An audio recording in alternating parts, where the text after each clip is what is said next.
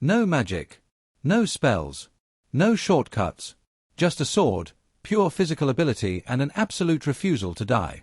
Will Surfett walked into a dungeon floor guarded by one of the most powerful beings in Wistoria, the Great Duke, and what happened next reminded every single person watching exactly why this show deserves way more attention than it gets. Today we break down this fight completely. Let's get into it. Welcome back to the Loading Anime, and if you are not watching Wistoria Sword and Wand right now, this video is going to change that immediately.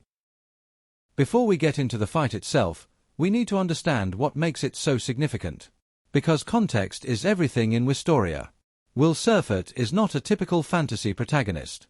He exists in a world where magical ability is everything, where your worth as an explorer, as a person, as a human being is measured entirely by what spells you can cast. And Will cannot cast a single one. Zero magic. In a world that runs entirely on magic.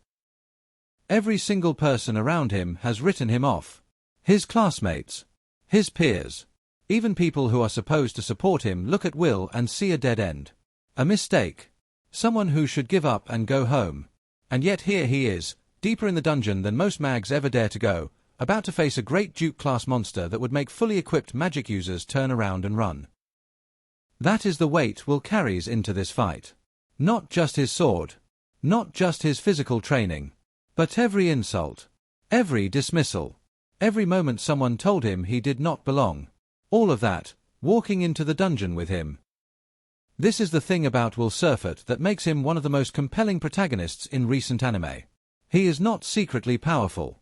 He is not hiding a special ability that activates when things get serious. He is genuinely, physically, technically outmatched, and he wins anyway through preparation, intelligence, and a refusal to accept that impossible means impossible. The all-student praxis drops every participating student into the dungeon with one goal: reach the target floor and defeat the luminous Nabrus. Sounds simple. Except the dungeon has other plans. The moment Will's team, Lihanna, Wignall, Julius, Sion, and Colette, enters the dungeon, Will realizes something immediately. He is not the most useful person here. Not even close.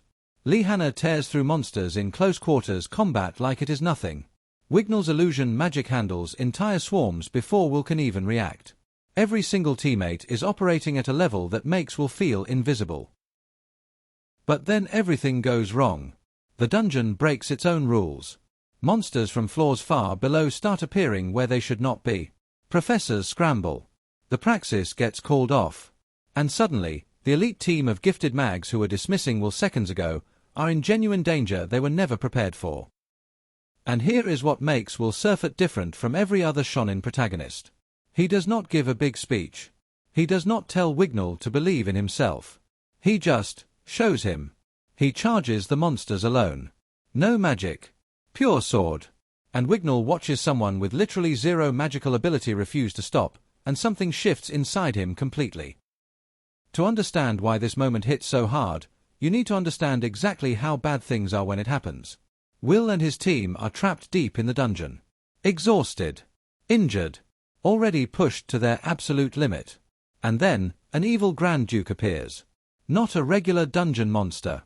A Grand Duke-class creature, a being so powerful it was previously spotted 14 floors below where they currently are. It has no business being at this level. And yet here it is, blocking every exit and hunting them down. This is not a fair fight by any definition.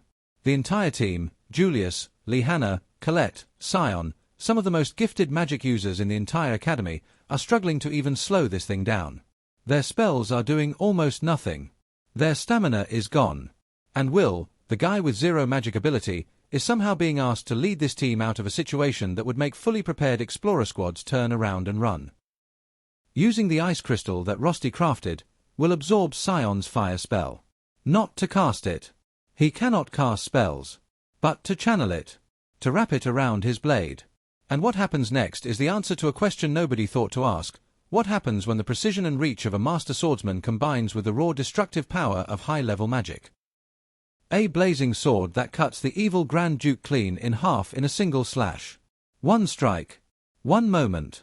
After 11 episodes of being told he is nothing, after a lifetime of being called a laggard, a no talent, a dead weight, Will Surfett combines wand and sword into something this world has never seen.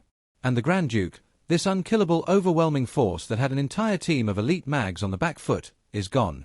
Just like that. Will's fight against the Great Duke is not just an action sequence. It is the thesis statement of everything Wistoria Sword and Wand is trying to say. In a world that measures worth by magical ability, Will Surfeit is proof that worth cannot be measured at all.